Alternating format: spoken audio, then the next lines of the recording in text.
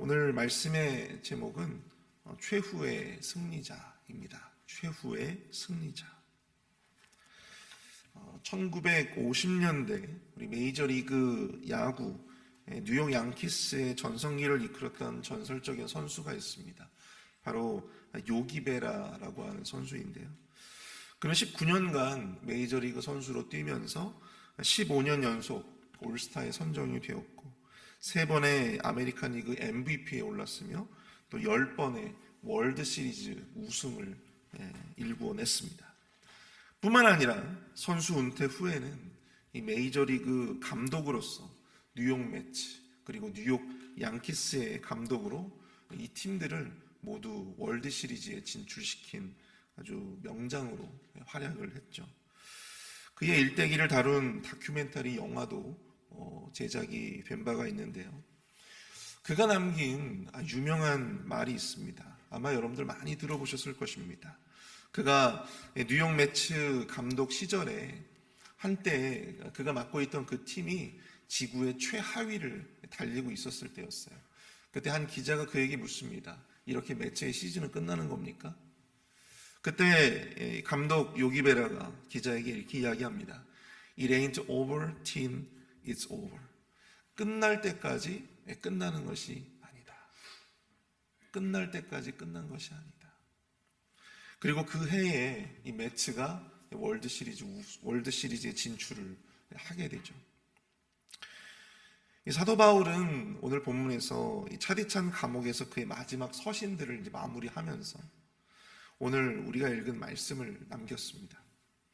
여기에는 그의 인간으로서의 아주 솔직한 감정들이 많이 묻어나고 있어요.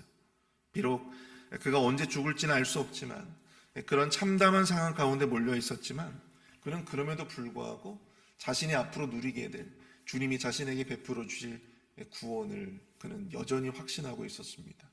이것이 끝이 아니다. 주님이 나를 구원하실 것이다 라고 하는 그런 최후의 승리를 그는 조금도 의심하지 않았다라고 하는 사실이죠. 오늘 새벽에는 그의 마지막 서신들을 마무리하면서 이 최후의 승리자 바울의 마지막 말들을 통해 인생의 또한 믿음의 여정에 있어 최후의 승리자는 과연 어떠한 자들인가 그것에 대한 여러 가지 이야기들을 살펴보고 또 은혜를 나눠보고자 합니다. 첫 번째로 최후의 승리자는요 세상이 아닌 진리의 편에 서는 자입니다. 최후의 승리자는 세상이 아닌 진리의 편에 서는 자이다. 9절과 10절을 한번 볼까요? 너는 어서 속히 내게로 오라. 데마는 이 세상을 사랑하여 나를 버리고 데살로니가로 갔고 그레스게는 갈라디아로 디도는 달마디아로 갔고. 이 바울이 지금 디모데에게 나에게 속히 오라, 속히 와라, 이쪽으로 좀 속히 빨리 좀 와달라 그렇게 종용하고 있죠. 그러면서 자신과 함께 했던 자들의 행방에 대해서 이야기를 하고 있습니다. 그러면서 유독 이 부정적인 뉘앙스로 언급되고 있는 한 사람이 있죠. 누굽니까? 바로 이 데마라고 하는 사람이에요. 데마는 오늘 본문 이외에도 다른 서신들에게도 다른 서신들에서도 언급되고 있는데요.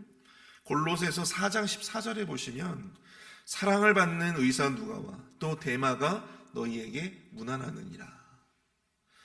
빌레몬서 1장 14절에 보시면 또 나의 동역자 마가 아리스타고 데마 누가가 문안하느니라.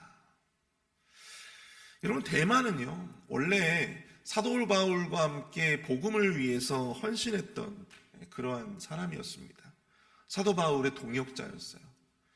이 누가와 함께 그의 이름이 열거될 정도로 여러분들 그는 사도 바울의 굉장한 신임을 받고 있었던 사람이었다고 합니다.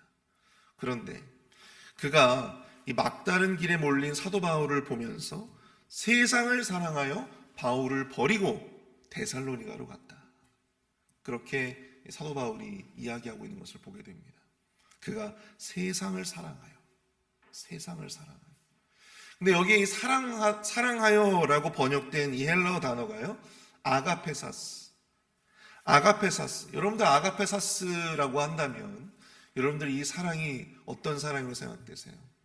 우리가 너무나도 잘 알고 있는 아가페, 무조건적인 사랑. 이것은 무조건적인 사랑을 의미합니다. 어쩔 수 없이 그가 세상으로 향했다기보다는 정말 이 세상을 향한 그의 사랑이 아주 굉장히 뜨거운 사랑의 마음을 가지고 세상을 쫓아갔다. 그렇게 우리가 볼 수밖에 없는 것이죠. 세상을 위해서 자기 목숨을 내놓을 만큼 그런 뜨거운 열정을 가지고 세상을 향해 나아간 거예요. 그리고 이것이 사도 바울에게는요, 굉장히 큰 충격이었고 또 배신이었다라고 하는 것입니다. 존 칼빈은 그의 이러한 배신을 두고 이렇게 이야기합니다. 로마의 대대적인 기독교 박해로 인해서 자신의 안위를 지키기 위해서 그가 바울을 저버렸다. 자기 자신의 안위를 위해 복음을 저버리고 또 기독교를 저버리고 바울을 저버렸다라고 하는 것이죠. 16절을 보시면 내가 처음 변명할 때 나와 함께한 자가 하나도 없고 다 나를 버렸으나 그들에게 허물을 돌리지 않기를 원하노라. 대마만 이 사도 바울을 떠났던 것이 아닙니다. 초기에 그가 로마에서 항소할 때, 로마에서 그런 재판을 열 때 그를 변호해 주었던 사람들이 있었어요. 근데 그들조차도 이제는 아무도 그 곁에 남아있지 않았다는 사실이죠. 모두 그를 떠났대요. 특히나 자신의 이런 참 힘들고 비참한 이런 어떤 처지와 힘든 상황 속에서 자신을 떠나고 또한 자신을 배신하는 사람들을 보면서 여러분 사도 바울의 그런 마음이 얼마나 찢어지고 고통스러웠을까. 우리가 이 서신들을 통해서 너무나도 잘 이렇게 느껴지잖아요. 근데 여러분 그럼에도 불구하고 그는 그들을 비난하기보다는 오히려 그들에게 허물을 돌리기 원치 않는다. 그런 관용의 모습을 보여주고 있습니다. 근데 여러분 이렇게 사도 바울의 어떤 그런 힘든 상황 속에서 사도 바울을 배신하고 떠난 사람들도 있었지만 사도 바울의 곁을 끝까지 지켰던 자도 있었다고 하는 것이죠. 11절을 보실까요? 누가만 나와 함께 있느니라. 내가 올 때에 마가를 데리고 오라. 그가 나의 일에 유익하니라. 그의 어떤 마지막 순간까지 함께 있었던 인물, 바로 이 누가입니다. 의사 누가. 누가는 사도 바울이 2차 전도 여행에서 사도 바울이 드로아를 방문했을 때 그때 처음으로 그 사도 바울의 전도팀에 합류하게 되었습니다. 그리고 그가 2차뿐만 아니라 3차 여행에서도 사도 바울과 함께하게 되죠. 그리고 그 이후에 사도 바울이 예루살렘에 갔고 또 예루살렘에서 다시 로마로 가는 그 모든 여정 가운데 누가 있었어요? 바로 이 누가가 있었다고 하는 사실입니다. 그가 감옥에 갇힌 상황에서도 그는 여전히 그와 함께 했습니다. 이처럼 바울과 생사고락을 함께한 덕분에 생생한 이 바울의 전도 여행, 사도행전의 기록들을 완성할 수가 있었던 것이죠. 성경에 드러나는 누가의 모습은 조용히 그리고 묵묵하게 사도 바울과 그 영광의 자리, 그 모든 고난의 자리, 그 슬픔의 자리, 그 배신의 자리를 함께 해왔다라고 하는 사실입니다. 여러분 이 사도행전을 여러분들이 쭉 읽어보시면요, 여러분이 누가가 사도 바울과 함께 있었다라고 하는 것이 여러분들 잘 느껴지십니까? 안 느껴져요. 사도 바울이 뭐 어떤 말을 막 했던 것도 아니고 어떤 소리를 낸 것도 아니고 자기 주장을 주장하지도 않았어요. 누가가 이 바울보다 덜 똑똑해서였을까? 누가가 이 사도 바울보다 더 믿음이 없어서였을까? 더 지식이 없어서였을까? 그렇지 않죠.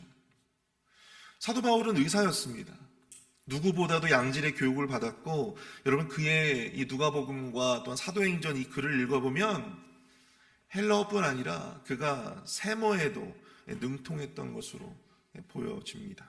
그만큼 그도 많은 고등교육들을 제대로 잘 받았고, 또 그도 전도에 대해서, 복음에 대해서, 기독교에 대해서 많은 생각들을 가지고 있었을 거예요. 그럼에도 불구하고 자신을 주장하지 아니하고 묵묵하게 사도 바울과 그 자리를 함께 했다라고 하는 것이죠. 이처럼 똑똑하고 많이 배웠던 이 누가가 여러분 이 마지막의 때를 왜 몰랐겠습니까?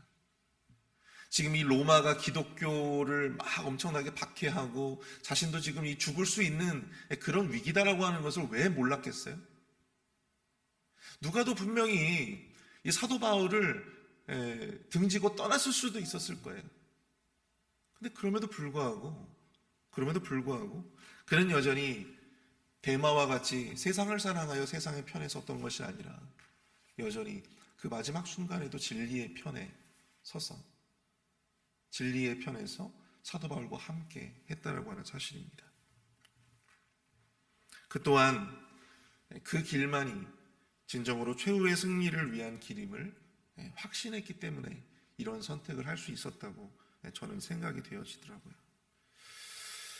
여러분 성경에 보면 환란의 때에는 양과 염소로 나뉘어지고 심판받을 자와 구원받을 자가 분명히 나뉘어지듯이 여러분 우리가 고난의 때가 찾아오면요 진정으로 믿음을 가진 자와 믿음이 있는 척하는 사람들이 자연스럽게 구분이 되어집니다. 참 성도와 또 거짓 성도가 나뉘어지게 되는 것이죠. 개인의 삶이 평안하고 이 개인의 삶이 윤택할 때에는 여러분 우리의 믿음을 바르게 분별하기가 참 어렵습니다. 그러나 정말 힘들고 고통스러운 고난의 때가 온다면 그 순간 우리의 선택이 우리의 믿음의 상태를 대변해 주는 것입니다. 고난의 때에 어김없이 믿음의 선택을 하지 못하고 여전히 세상의 가치를 쫓아서 세상의 가치를 따라서 그런 선택을 하게 될 때 우리는 데마와 같은 자가 되는 것이죠. 성경에 나오는 믿음의 선배들을 보십시오. 힘들고 어려울수록 그들은 세상의 가치에 눈 돌리지 않고 우직하게 믿음의 길 그리고 우직하게 진리의 편에 섰던 자들이었습니다. 그러한 자들만이 이 최후의 승리를 쟁취하고 최후의 승리를 맛볼 자격이 주어진다고 하는 사실입니다. 데마는 자신의 안위를 위해서 복음을 버리고 진리를 버렸습니다. 어쩔 수 없지. 내가 이러다가 내가 죽을 수 있는데 우리 가족이 죽을 수 있는데 어쩌겠어. 그러면서 세상을 쫓아 그렇게 세상을 따라갔어요. 그는 끝날 때 그것이 끝이라고 생각했던 사람이었습니다. 그러나 사도 바울은 끝날 때까지 끝나는 것이 아니라 믿었기에 이것이 마지막이 아니라 믿었기 때문에 비록 순간의 고통이고 고난이었지만 그는 그 순간을 견디고 최후의 승리를 그는 거머쥐게 되었습니다. 여러분 지금 이 순간까지 데마라고 하는 이름을 기억하시는 분이 계셨습니까? 데마라고 하는 이름을 알고 계셨던 분이 계셨나요? 하지만 여러분 사도 바울의 이름을 모르는 자는 없습니다. 이것만으로도 복음을 위해서 진리를 위해서 끝까지 진리의 편에 서서 세상을 따라가지 아니하고 온전히 최후의 승리를 믿었던 자, 최후의 승리자가 과연 누구였는지 우리는 이것으로도 여실히 판명할 수 있을 것이라 생각이 되어집니다.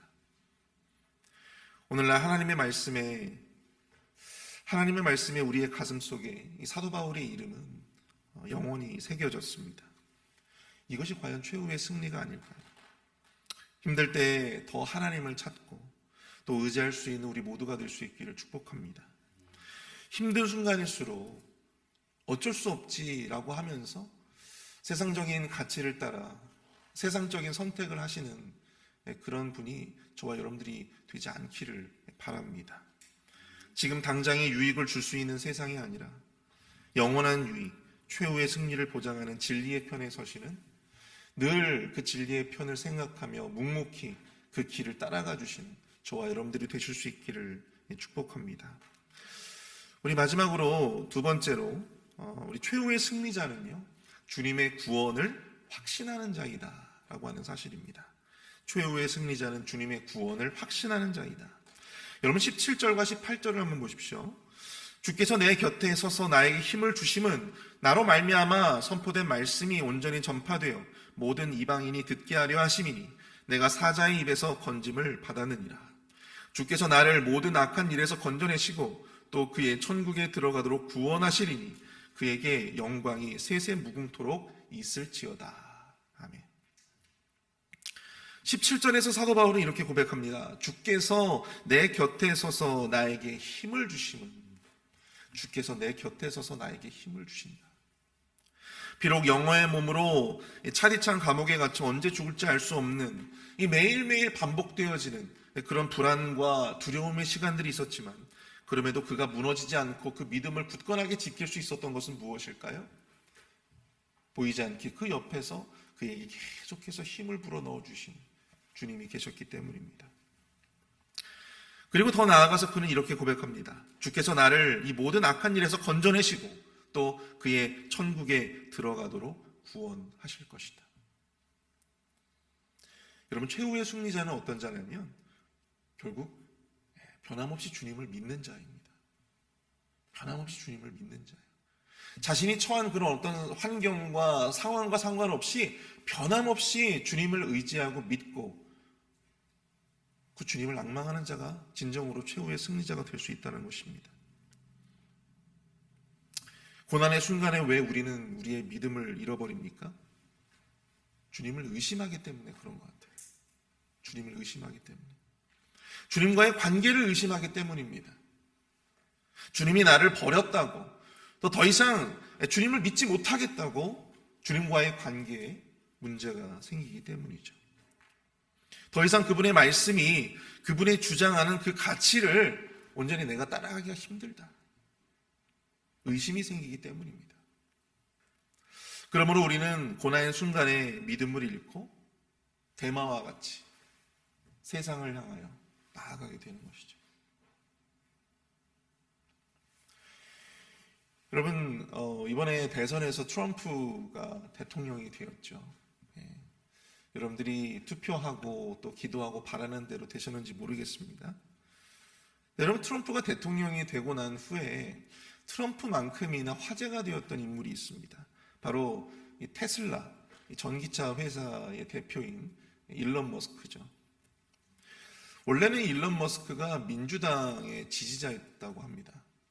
그런데 그가 돌연 이번 선거에서 트럼프를 지지하고 정말 막대한 돈을 써서 그의 선거 유세를 지원했어요. 그렇게 해서 이제 트럼프가 대통령이 당선되고요. 이 테슬라의 이 회사의 가치가 정말 천정부지로 뛰어올랐습니다. 그리고 어제도 이 테슬라에서 만든 스페이스X 로켓을 발사하는 것을 둘이 같이 그것을 관람을 했다고 하죠.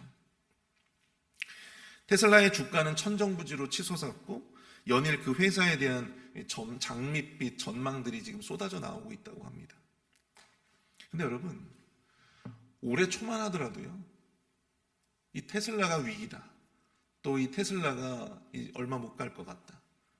왜냐하면 이 전기차에 대한 확신이 들지 않으니까, 또 연일 또 이 사고 소식들이 막 접해지니까 이 테슬라에 대한 초반에 이 믿음을 가졌던 사람들도 연일 그 믿음을 거두는, 그래서 투자를 포기하고